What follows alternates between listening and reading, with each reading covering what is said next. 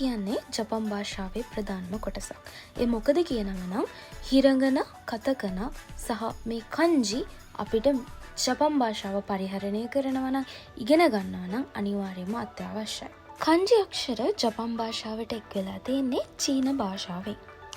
ඉතින් මේ kanji අක්ෂර කියවන ආකාර නැත්නම් යොමි කතා දෙකක් තියෙනවා. ඒ තමයි ඔන්යොමි සහ කුන්යොමි කියලා කියන්නේ. මම ඔයාලට කලින් කිව්වනේ මේ kanji ජපන් භාෂාවට එකතු වෙලා තියෙන්නේ චීන භාෂාවෙන් කියලා. ඉතින් මේ ඔන්යොමි කියලා කියන්නේ චීන භාෂාවෙන් ආපු උච්චාරණය.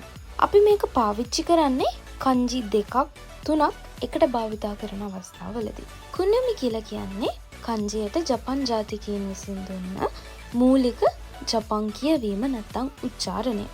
අපි මේ කුන්යොමි පාවිච්චි කරන්නේ kanjiයක් තනියෙන් පාවිච්චි කරද්දී හරි kanjiයක් එක්ක ඔකුරිගන නැත්නම් හිරංගන එන්ඩින් එකක් එක්ක kanji පාවිච්චි කරනවා නම් ඒ වගේ වෙලාවකට තමයි අපි මේ කුන්යොමි පාවිච්චි කරන්නේ. ඒ වගේම kanji එකට ඔන්යොමි කුන්යොමි කීපයක් තියෙන අවස්ථාවක් තියෙනවා. තවත් මේ වගේ වීඩියෝ බලන්න ඕන නම් අමතක නොකර අපව subscribe කරන්න.